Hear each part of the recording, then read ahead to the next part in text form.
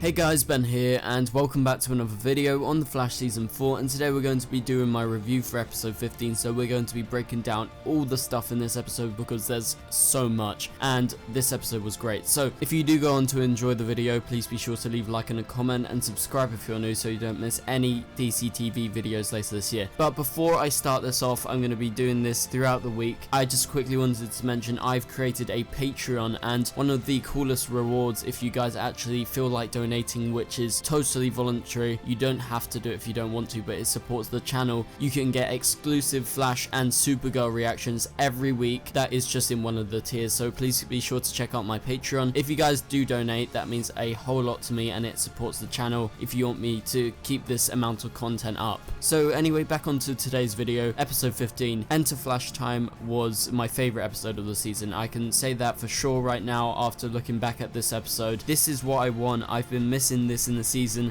We had no Ralph. Very happy about that. I know a lot of people like Ralph, but I just don't like the humor that he brings to the show. I don't think it works very well with the other characters. I don't really care for him. I don't like his character, and I felt like that was good. There was less humor. It was more of a serious Speedster type episode, more like it was in season 1 and season 2, especially with Zoom. And I feel like this tone in this episode should actually carry on, although next episode, if you've seen the trailer, which I'll do a trailer breakdown later, does look cool. It does look like that humor is back, and I'm not a fan of the humor this season. I feel like it's very forced. So that's one of the reasons why I thought it was a brilliant episode, but overall I love everything in this episode that I will be breaking down now. So the biggest thing in this episode, apart from the ending scene, which we'll talk about in a minute, was that Garrick revealed that there's another female speedster on Earth 3, and some people online have been mistaking it to think that it's Jessie Quick, but Garrick specifically said it's basically a rookie.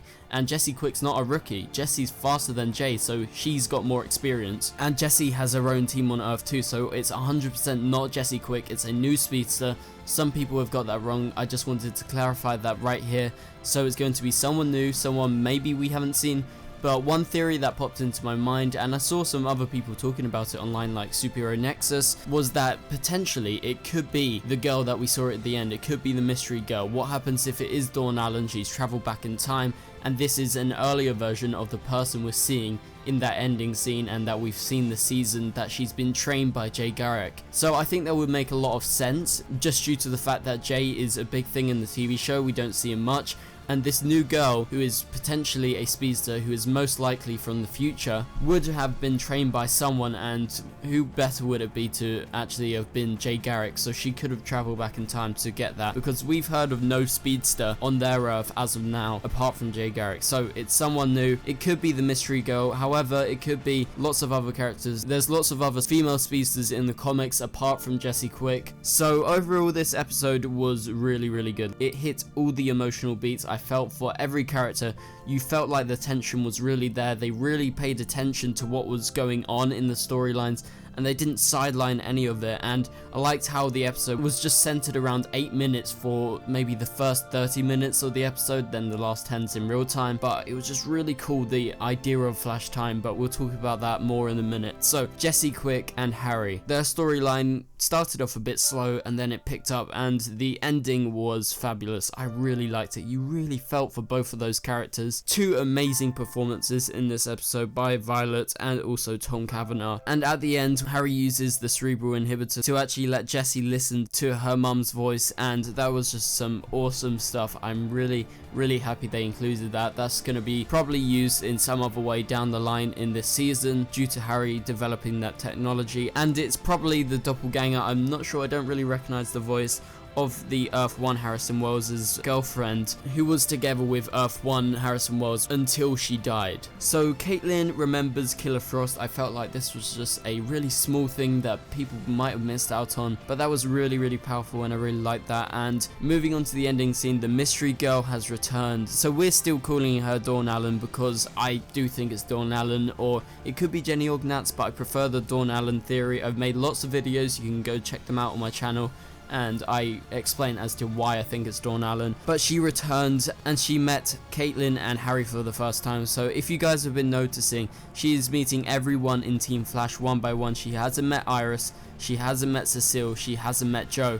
She met Barry first, then she met Ralph, then she met Cisco, now she's met Caitlin and Harry, so she's meeting everyone one by one separately, so they don't talk about her, so they don't create a link. And one of the reasons why I think she's definitely from the future is due to her at the end of the episode saying, yes, this was who I was supposed to meet, so she knew where they were going to be, so most likely she's from the future, and that links into the Dawn Allen theory. So that was just a really awesome part of the episode. I loved that ending, and I'm loving all the mysteries that they are implementing slowly, because I felt like the first part of the season was really slow on mysteries. There wasn't any, and you guys know that I love mysteries. In this episode as well, DeVoe, it's been revealed, has been using the pocket dimensions for an entire 3 years, so that's a long time. He's been planning this for over 3 years, so that was just really intriguing. And you would have to assume that with Barry going into the Speed Force and with someone tipping off the terrorist in the episode, you would have to assume it's DeVoe, and he's going to probably use that Speed Force storm that actually came out of the Speed Force for his own good somehow, but we don't know as of now. And so moving on to the Flash time stuff, so bringing in the characters was really awesome. I loved how he actually did that, and how they explained it, how they couldn't stay there for so long because their body couldn't handle how fast speedsters can actually go. So throughout the episode we see different perspectives, but most of it's from Barry's perspective, and that's why it's all slowed down, because that's how fast Barry's going.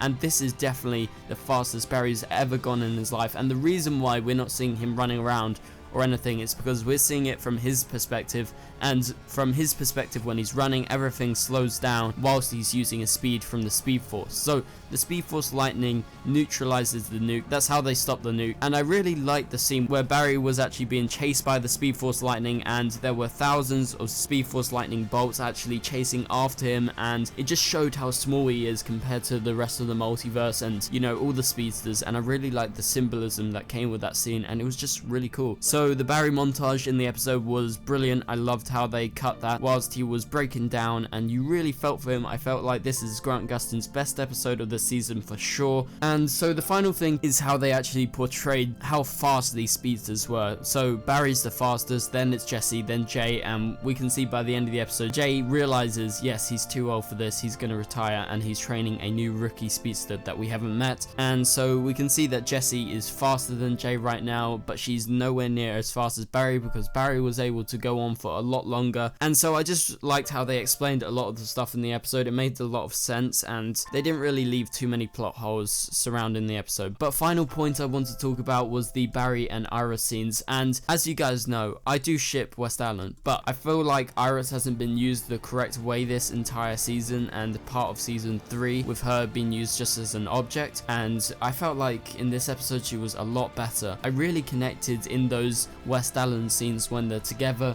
when they're just talking together, and it was really enticing. And I felt like they did a better job with Iris in this episode, and hopefully they can keep it up to the big Iris episode next week. And so I'll be doing that trailer breakdown later today if you want to go check that out later. And so thank you guys so much for watching. If you guys want to donate on Patreon, the link will be in the description below. You can go see my Flash reactions, which will probably start either next week or the week after, and also Supergirl reactions. I'm just limiting it to 2 shows as of now because it will take a lot of time, but if you do want to do that, all links will be in the description below. Thank you guys so much for watching, and I'll see you guys later. Goodbye.